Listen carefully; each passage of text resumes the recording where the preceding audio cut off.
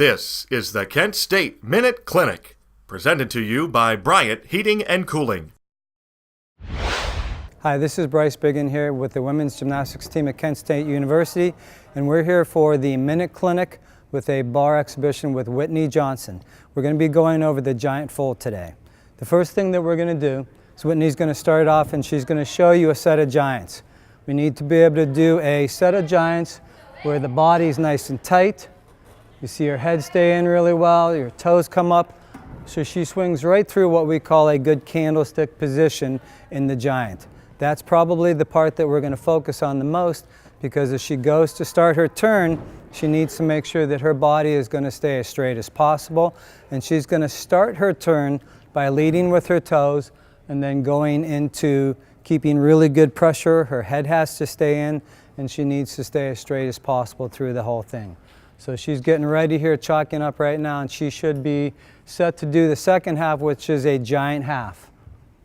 And she's starting out right now. She's going to do a giant or a kip. Then she goes to the high bar and casts a handstand. You see the good shape here. She turns by leading the toes up, and you see a nice straight body the entire time she starts at. Really important that you keep really good pressure throughout that whole skill. And once again, as the head stays in, it's able to keep really good shoulder pressure, and then she needs to be able to stay really tight in her core to be able to finish that second half. You're going to see now we're going to do the giant full, and you're going to see all two parts that she's done already. She starts with the good giant shape, she starts into the blind, and then she's going to add a second half of a turn, and then that will be our giant full. So she's chalking up, we're getting ready real quick here. And once again, she's going to start out by kipping up to the low bar. She'll do a good cast to the high bar again. And here we go with the kip. Good cast to handstand. Good tight pressure on the way down. The blind, the full turn.